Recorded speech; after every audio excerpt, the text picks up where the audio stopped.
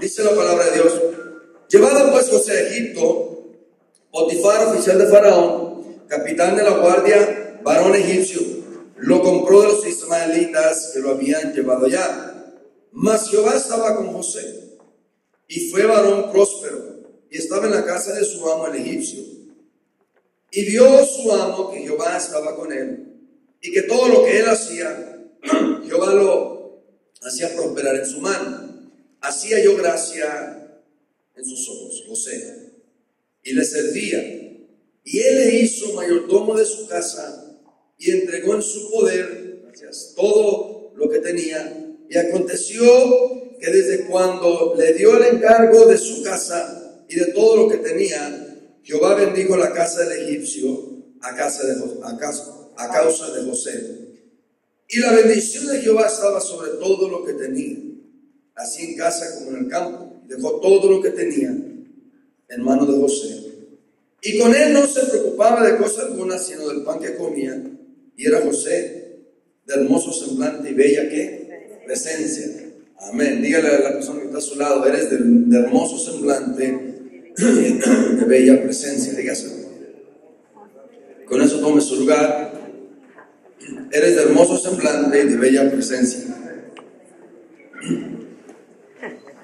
Hay tres cosas que hacen prosperar a una persona. Una, la presencia de Dios.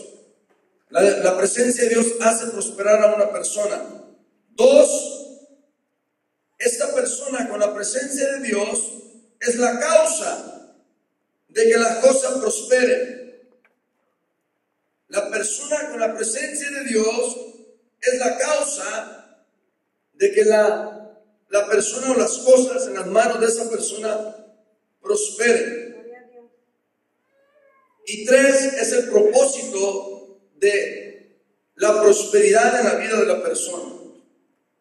Amén. El propósito de la prosperidad en la vida de la persona. Es decir, una persona que tiene a Dios, o que Dios está con él, una persona que es de bendición o es próspera, no puede más que vivir en eso. Y cuando a una persona que tiene la presencia de Dios, o que Dios está con él, o que es próspera, le ocurre algo, vemos que hay un propósito en ello.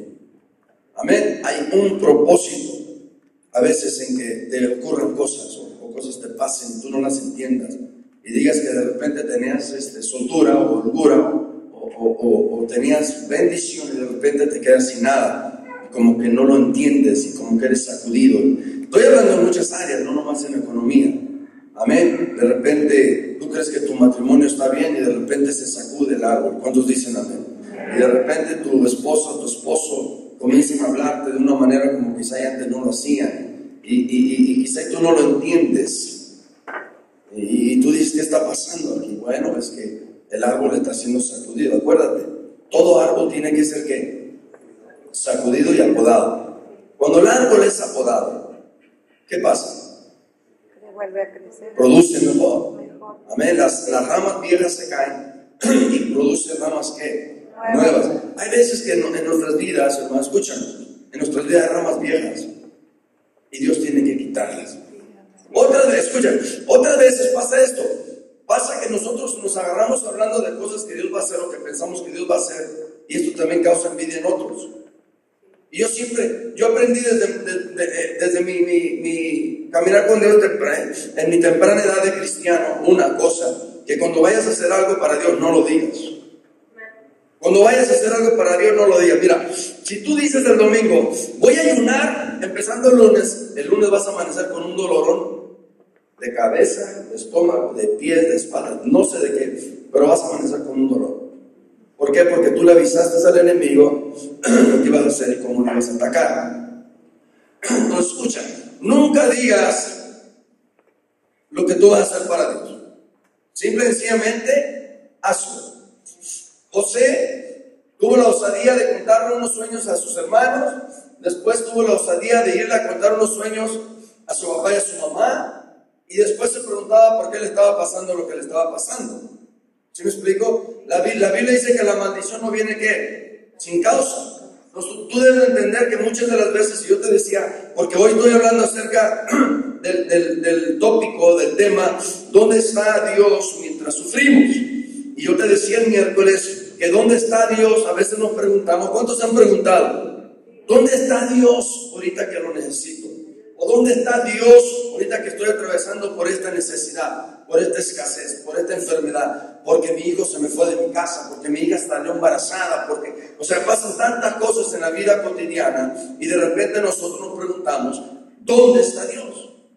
Pero hay veces que no nos damos cuenta que Él, como el asunto ese de las huellas, que Él es el que nos está cargando y las pisadas que estamos viendo no son las nuestras, sino las de Él, porque Él nos está cargando. ¿Sí? Y hay veces también, yo les decía el miércoles, que muchas de las cosas que a nosotros nos pasan son provocadas por nosotros mismos. Déjenle pregunto algo, ¿qué fue lo que causó la envidia de los hermanos de José?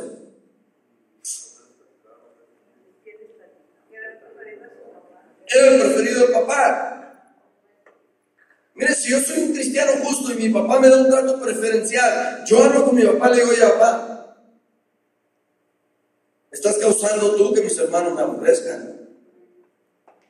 O sea, la Biblia dice que no hay que hacer ¿qué? Acepción de... O sea, quiero darte a entender cómo puedes a veces eliminar ciertas cosas, si tú realmente quieres. Pero pues aquí le dan pan que llore, ¿verdad? Te dan un buen trato, aunque no traten bien a otro, a ti no te importa, ¿cierto? Pues sí. Bueno, entonces vemos que a José le pasaron cosas que en algunos casos, o hay personas que podríamos decir, otros podrían decir otra cosa, pero podríamos decir que a él le pasaron cosas porque él se las provocó. Él habló de que Dios lo iba a usar, y él habló de que sus hermanos se iban a postrar ante él, y él habló de que sus padres también se iban a humillar ante él porque él era mayor que sus padres. Aunque era cierto, escucha esto, aunque es cierto, lo que él habló era cierto porque se iba a cumplir. Peor cuando es cierto, lo que tú hablas a las personas les va a llegar. Debes de tener mucho cuidado, ¿sabes? La gente dice, es que yo no tengo pelos en la lengua. No, eso no se trata de tener pelos. Se trata de tener prudencia y sabiduría. Prudencia para saber cómo decir las cosas y sabiduría para saber qué decir. ¿Sí me explico? Más la verdad. Tú le vas a decir a alguien que se le murió un familiar, no me le vas a llegar, hey, se te murió tu papá. Tienes que tener tacto, tienes que tener sabiduría, tienes que tener prudencia. Y algunos estudiosos de la Biblia creen que José no tuvo eso. José se agarró con su túnica, imagínense su túnica de colores, y aquellos que estaban semidesnudos, y llegaba José así. Por eso me puse la túnica hoy, ¿verdad? Para asimilar. Y de repente José, sus hermanos, déjame te hago una pregunta. ¿Qué sientes tú cuando ves a otros en un carro y tú estás en la parada del camión? ¿Qué sientes tú cuando pides raite para venir a la iglesia y viene alguien en un carro del año? ¿Qué sientes tú cuando oyes a un hermano decir, ay, mi papá, Dios me dio este carro? Y tú dices, caray, que no es mi papá también y que no soy yo también su hijo. ¿Qué sientes?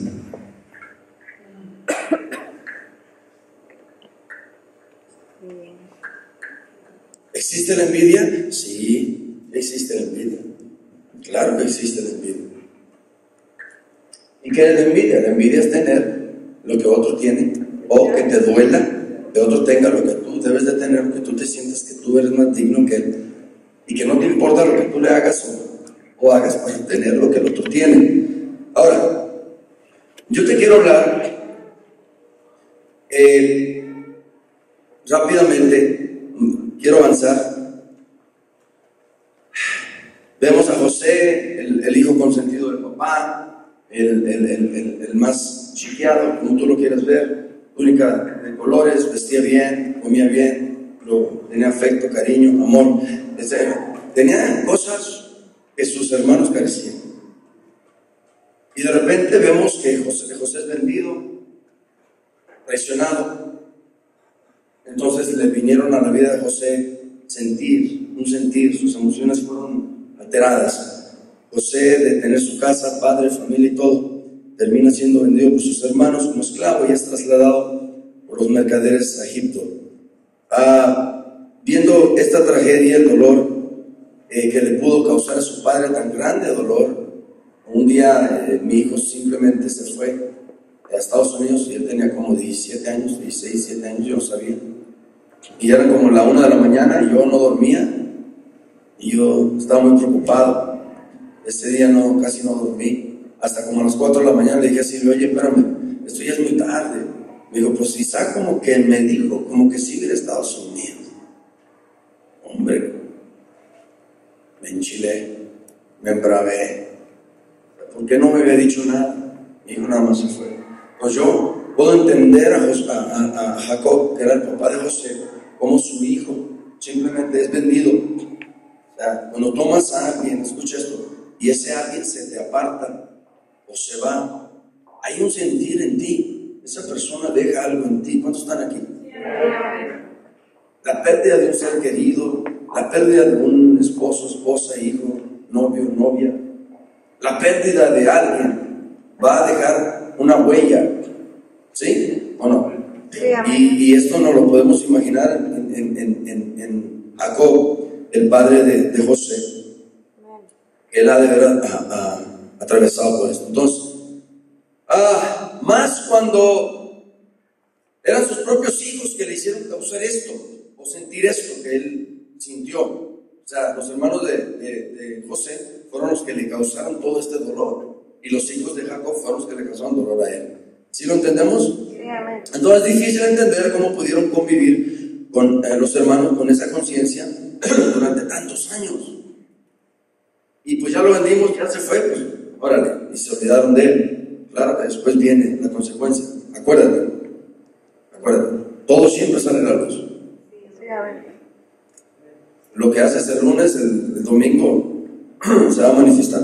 Entonces podemos imaginarnos también lo que estaría pasando por la cabeza de José y cómo él se sentía rumbo a Egipto como esclavo. ¿Tú sabes que los esclavos los amarraban como animales?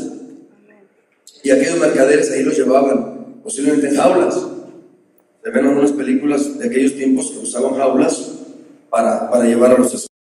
Pues imagínate José detrás de un carruaje, en una jaula, con barrotes, como un animal, después de haberlo tenido todo. Hay tres cosas que considero, y las hablé yo el miércoles, pero nomás así, hoy quisiera enfocarme un poco más en ellas, que José pudo haber sentido en ese momento. Una, el sufrimiento, y por eso el tema, ¿dónde está Dios cuando sufrimos? ¿Verdad? El sufrimiento. Dos, el sentido de abandono, que junto con el abandono, el rechazo, porque se siente el rechazo. Y tres, la soledad, que junto con el abandono, la soledad también va de la mano. Y esto tuvo que haber sido tremendo en la vida de José, porque José tenía alrededor de 17 años, dice la Biblia. Era un chico muy privilegiado, muy amado por su padre.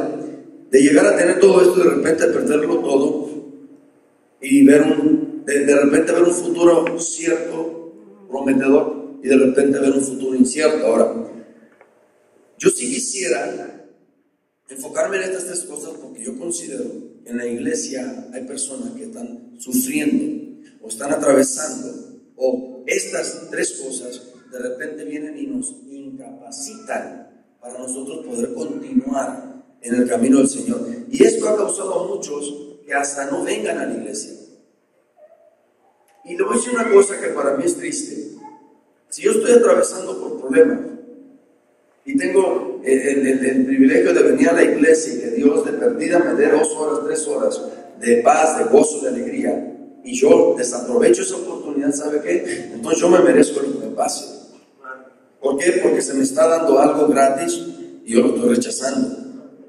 ¿Sí me explico? Entonces, la mayoría de las personas que son inconstantes en congregarse, en leer la Biblia, en orar, son las personas que nosotros vemos que más le batallan en su caminar con Dios. ¿Por qué? Porque no se involucran, porque no tienen participación, porque no tienen una relación con Dios. Y entonces, pues con una simple gripita, ahí les andan pegando un infarto. ¿Estamos? Bueno, ok. Entonces, déjenme hablar rápidamente estas tres cosas, porque en la Biblia muchísimos hombres de Dios, si no todos, sufrieron una o dos o tres de estas cosas. Vaya a la Biblia y dígame quién no sintió. Adán, cuando fue echado del huerto, se debe haber sentido solo, porque Dios lo visitaba diario. Entonces el rechazo, el abandono y el sufrimiento lo vemos desde el Génesis. Amén. Juan, el apóstol amado, el que escribió Apocalipsis, el último libro de la Biblia. Vemos que él fue llevado a la isla de Patmos, donde no había nadie que él conocía, donde estaba quebrando piedra y viviendo como esclavo. Y dice la Biblia que en cierta ocasión le cayó una olla de algo azufre, no me acuerdo qué fue, caliente, y le quemó su cuerpo y tuvo que padecer muchísimo. Él fue el único de los 12 discípulos que no fue muerto, no lo mataron. Él murió por una vida, por anciano, por causas naturales. Pero todos los demás fueron mártires, murieron por el Señor. Pero Juan debió de haber sentido aquello cuando estaba en una isla, él solo, alejado de su familia, alejado de todos.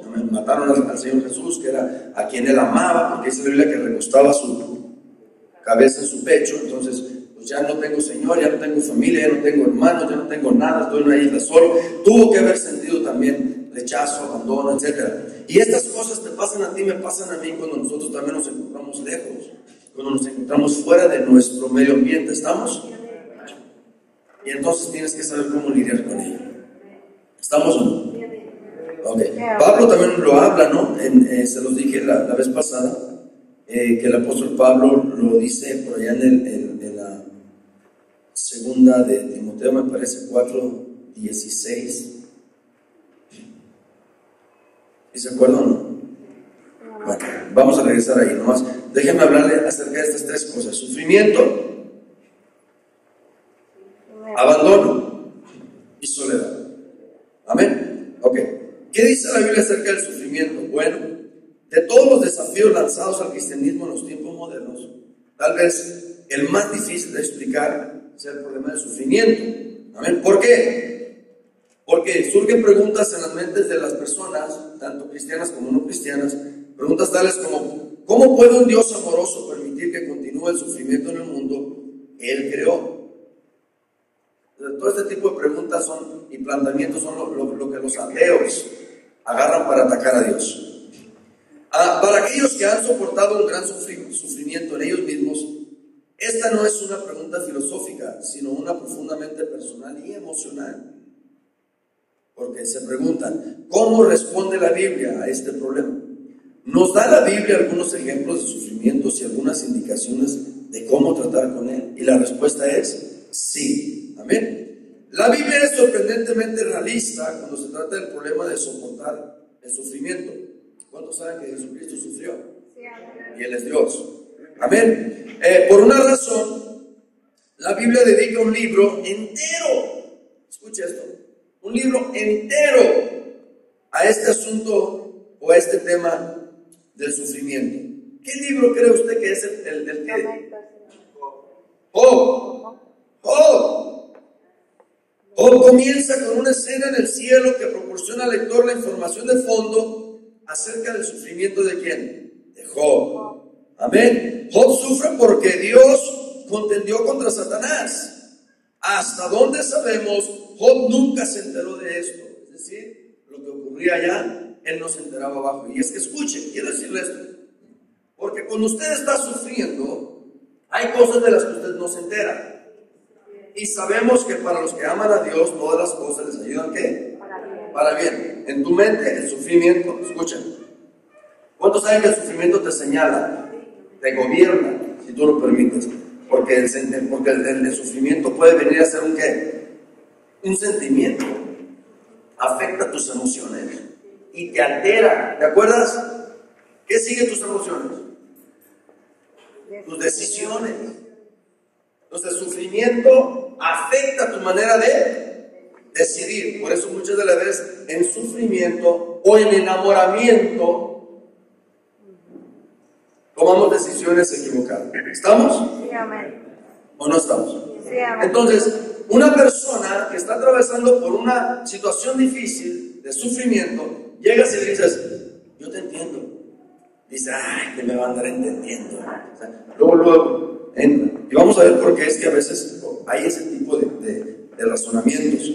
Entonces, Job sufría porque Dios contendía con Satanás. ¿Hasta dónde sabemos? Job nunca se enteró de que esto estaba ocurriendo en el cielo. Tú no te enteras de lo que está pasando. Simple y sencillamente sufres. ¿Estamos? ¿O no? Sí. Quizá la hermana se pregunta, ¿por qué me pasó esto? No sabemos. O otra persona se pregunta, ¿por qué pasó esto? Hay cosas que no sabemos. ¿Amén? Ok.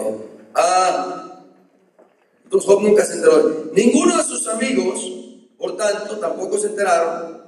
Y no es sorprendente que todos ellos lucharan para explicar los sufrimientos de Job desde la perspectiva de su ignorancia. ¿No te das cuenta que hay personas que de repente se creen expertas en tratar de ayudarte a salir de tu problema cuando no tienen la capacidad ni de salir de sus propios?